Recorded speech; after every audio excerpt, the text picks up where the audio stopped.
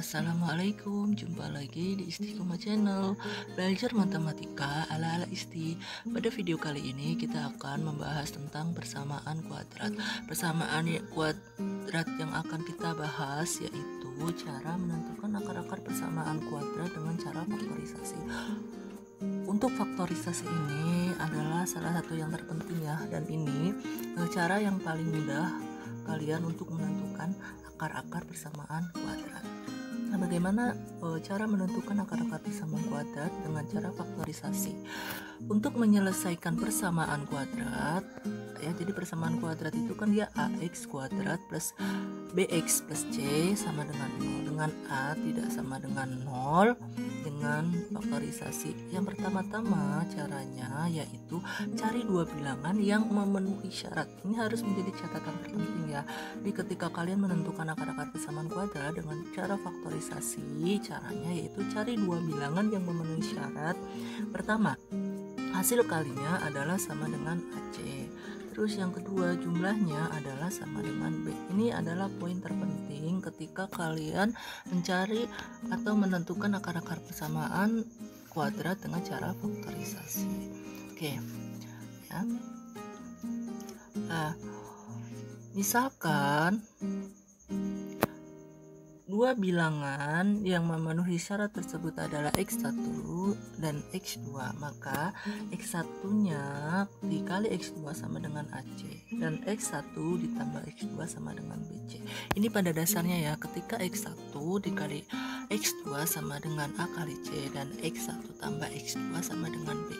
Nah, karena yang akan kita bahas itu adalah A-nya sama dengan 1, ketentuannya kan X1 kali X2 sama dengan A kali C dan X1 tambah X2 sama dengan B. Ini ketentuan awalnya, tapi karena kita akan membahas tentang A-nya sama dengan 1, maka ketika difaktorkan bentuk AX kuadrat plus BX plus C sama dengan 0 menjadi X1, X plus X1 dikali X plus X2 sama dengan 0 dengan X1 kali X2 itu sama dengan C. Kenapa? Karena A kali C itu bukan berarti karena di sini hanya 1, berarti 1 kali C. 1 kali C berapa? C ya.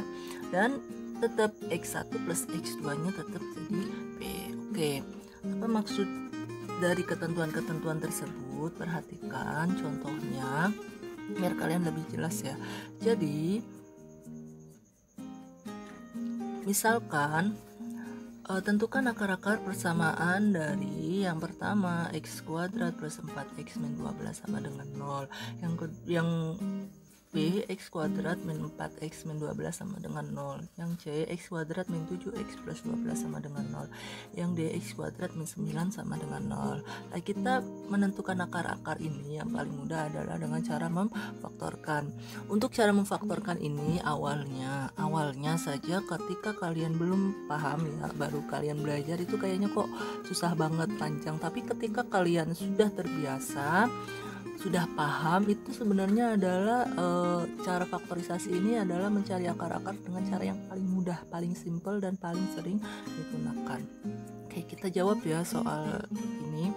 Jadi ketika kita mencari nilai akar-akar dari persamaan kuadrat X kuadrat plus 4X min 12 sama dengan 0, kita tentukan dulu nilai A-nya berapa. A itu yang tadi bentuk umum dari persamaan kuadrat kan dia A X kuadrat plus BX plus C sama dengan 0. Jadi A ini adalah yang mengikuti X kuadrat. Yang mengikuti X kuadrat berapa? Ini kan nggak ada angkanya, berarti kalau nggak ada angkanya dia adalah 1, berarti A-nya adalah 1. B ini adalah yang mengikuti X. Yang mengikuti X berapa di sini? 4. Jadi B-nya adalah 4. C ini kan C yang sendirian, C itu adalah konstanta. Konstanta itu angka saja, berapa di sini? Min 12. Berarti C-nya adalah min 12. Jadi tadi A-nya adalah 1, B-nya adalah 4, C-nya adalah min 12. Ini harus kalian pahami ya. Kalian harus bisa menentukan nilai A, B, dan C. Kalian salah menentukan nilai A, B, C, maka nanti juga hasilnya akan salah. Jadi harus benar-benar dipahami. Apa yang dimaksud dengan A, apa yang dimaksud dengan B, apa yang dimaksud dengan C.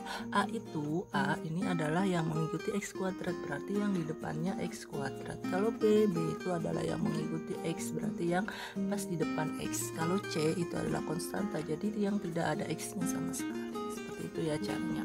Oke, kalau sudah kita menentukan nilai A, B, dan C, kita sudah tahu ya berapa nilai A, nilai B, nilai C.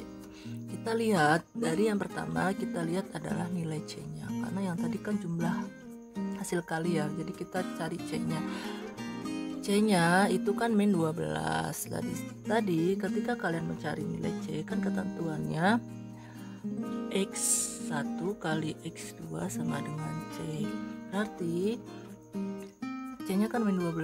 12 ini didapat dari perkalian berapa? Di 12 ini kan didapat dari perkalian 1 kali min 12, min 1 kali 12, 2 kali min 6, min 2 kali 6, 3 kali min 4, min 3 kali 4.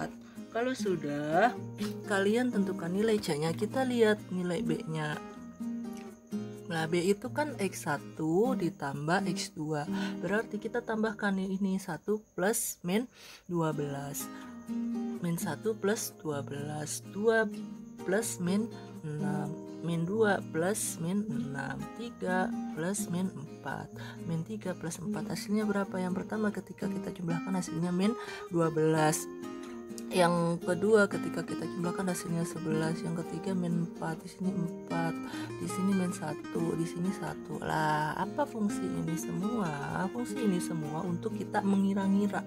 Karena kalian masih belajar, ini untuk mengira-ngira. Jadi pertamanya kita lihat nilai C-nya, yang kedua kita lihat nilai B-nya. Lah, nilai C-nya kan tadi min 12. Min 12 kan ini. Nah, ketika kita kalikan kan min 12 kan ini angka-angkanya ya, faktor-faktornya. Nah, kalau sudah kalian lihat dari faktor-faktor ini, angka-angka ini ketika dikalikan kan hasilnya min 12. Ketika kalian tambahkan angka-angka ini, hasilnya adalah harus B. B-nya berapa? B-nya 4. Maka di sini ketika kita sudah menemukan angka-angka ini, yang hasilnya ketika dia ditambahkan 4 berapa? Yang hasil B-nya 4 kan berarti yang ini ya.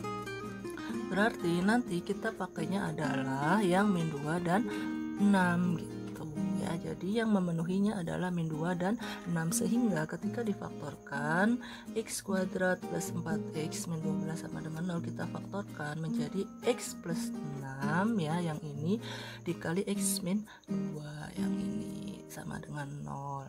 Jadi X plus 6 sama dengan 0 atau X min 2 sama dengan 0. Jadi kita cari X-nya adalah min 6, ini pindah ruas ya, jadi min 6, ini pindah ruas jadi 2. Jadi akar-akarnya adalah min 6 dan 2. Itu caranya ya. Jadi kita lihat dulu, cari nilai C-nya. Itu kan min 12, jadi min 12 itu perkalian dari berapa? Nah, kalau sudah ketemu angka-angka yang sini, kita tambahkan ini menjadi B lah. Jadi B, kita cari yang memenuhi nilai C dan nilai B di angka berapa, itu yang kita jadikan sebagai faktor atau akar-akarnya ya. Oke, biar lebih jelasnya kita coba lagi ya. X kuadrat min 4X min 12 sama dengan 0. A-nya berapa? Karena di sini tidak ada angka, berarti A-nya adalah 1. B-nya berapa? Di sini B itu kan depan X. Nah, karena di sini min 4, berarti di sini B-nya juga min 4. C-nya itu adalah angkanya saja. Jadi min 12. Jadi di sini min 12. Oke, kalau sudah kita kira-kira nilai angka-angkanya perkalian dari berapa? Yang pertama-tama kita lihat adalah nilai C-nya. C-nya berapa? Min 12. Lah, min 12 itu perkalian dari berapa kali berapa ya? Sini ya. Ke bawah. Kalau sudah angka-angka itu kita cocokkan ke dalam bentuk B-nya. B-nya min 4. Ketika kita tambahkan hasilnya harus min 4. Coba kita lihat ya, ketika dikalikan mana yang memenuhi dia. C-nya min 12 dan B-nya min 4. Kan ini kalau ini sudah ketahuan.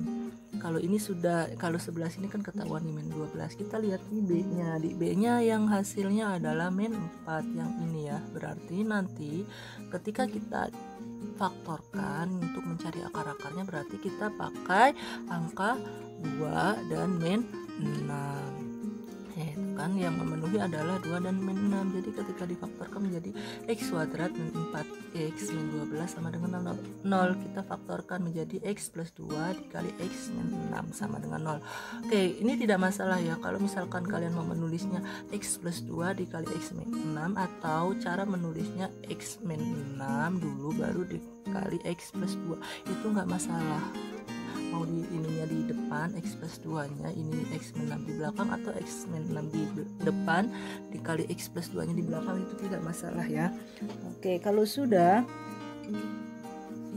berarti kan x plus 2 sama dengan 0 atau x min 6 sama dengan 0 lah. Kalau sudah x nya kita tentukan, ini 2 ini pindah ke luas ke sebelah kanan menjadi min 2 lah, ini x min 2 sama dengan 6. Seperti itu ya caranya.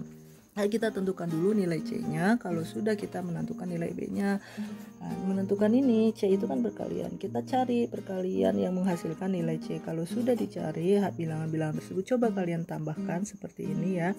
Maka hasilnya yang memenuhi memenuhi nilai C dan B itu yang akan kita jadikan angka-angka akarnya atau angka-angka yang nanti kita faktorkan. Seperti itu caranya. Nah, biar lebih jelas lagi, kita ke contoh C.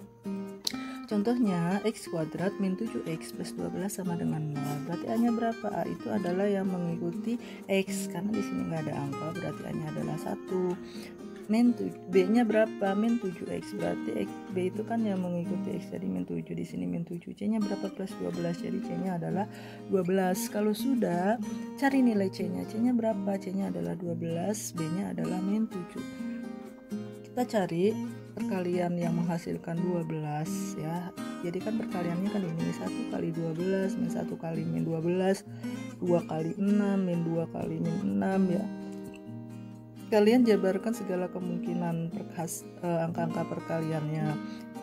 Terus 3 kali 4 min 3 kali min 4. Kalau sudah, ketika ini angka-angka ini sudah kalian temukan, terus kalian jumlahkan ya. Kalau kalian sudah jumlahkan, misalkan 1 tambah 12 min 1 tambah min 12 dan seterusnya sampai min 3 ditambah min 4, hasilnya min 7. Kalian coba cocokkan yang memenuhi tadi C-nya adalah 12 dan B-nya adalah min 7. Yang memenuhi mana? Yang memenuhi adalah yang ini, min 3 ditambah dengan min 4 ya. Jadi cara pemfaktorannya, karena yang memenuhi min 3 dan min 4, ketika difaktorkan dia menjadi x min 3 dikali x min 2 sama dengan 0. X min 3 sama dengan 0 atau x min 2 sama dengan 0. Maka akar-akarnya menjadi x sama dengan 3, yang min 3 pindah ruas jadi 3. Terus x min 4 sama dengan 0, x min 4 pindah ruas jadi 4. Seperti itu ya caranya. Oke. Kalau sudah, contoh yang D, x kuadrat min 9 sama dengan 0. A-nya berapa? A itu kan yang mengikuti x ya, x kuadrat. Jadi di sini kan nggak ada angkanya, karena nggak ada angkanya adalah 1. B ingat ya, A x kuadrat plus bx plus c sama dengan 0. A itu yang mengikuti x kuadrat, yang mengikuti x kuadrat di sini kan 1, karena dia nggak tertulis ya, berarti 1. Nah, B itu adalah yang mengikuti x. Di sini ada x-nya nggak ada, berarti karena dia nggak ada, B-nya adalah 0. C-nya berapa? C-nya adalah yang angka saja. Angka saja adalah min 9, jadi C-nya adalah min 9. Oke, ini ya untuk soal-soal seperti ini, ketika kalian ada soal ya x kuadrat min 9, di sini min 9 itu min 9 itu kan dia hasil kuadrat ya, kayak 4 9 16 25 36 dan seterusnya, itu kan hasil kuadrat. Kalau hasil kuadrat dan di sini negatif, itu berarti kemungkinan nilai x1 dan x2 adalah bilangan berlawanan.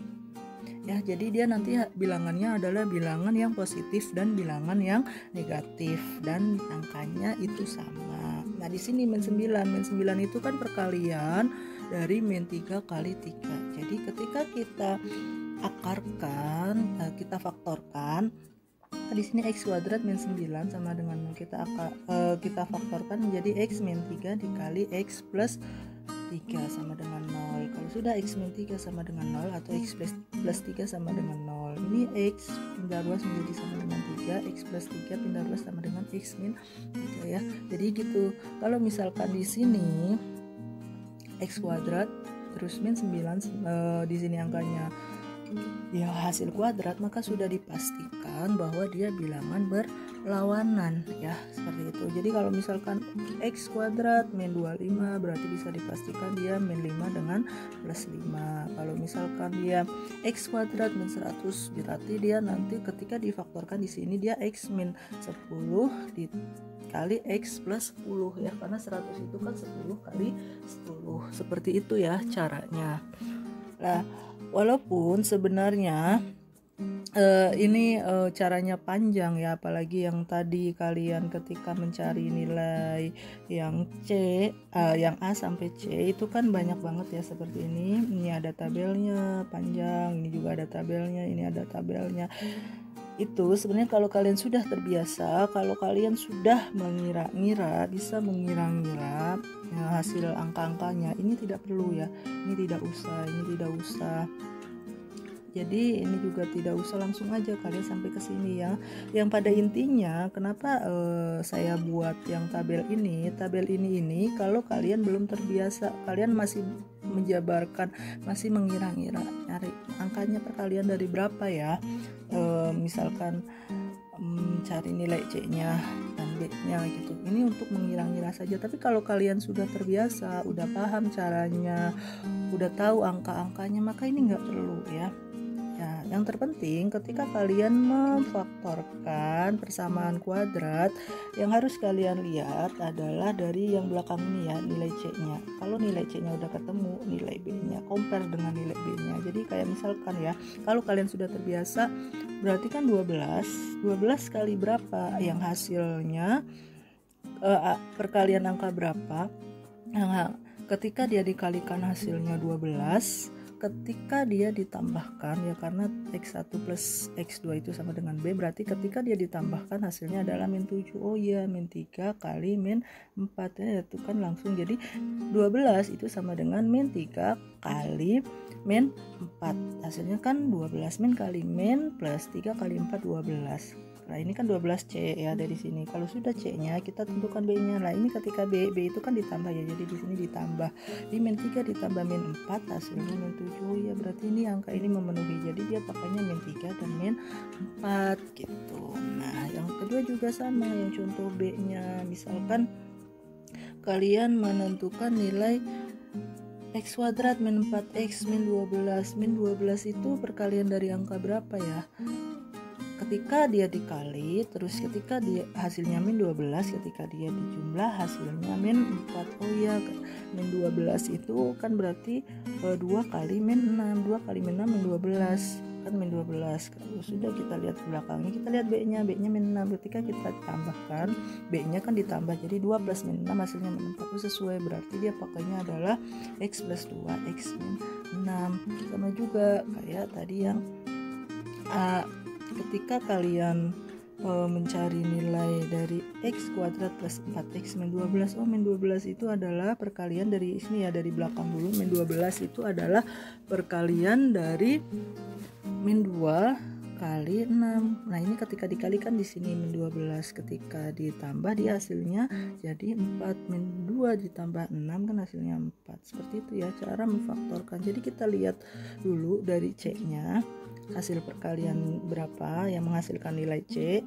Terus kalau sudah angka-angka tersebut coba ditambahkan biar menghasilkan B ya. Makanya di sini ketentuan awalnya kita menentukan nilai C, baru kita menentukan nilai B. Ini harus sama ya angka-angka ini ya. Seperti itu caranya ya.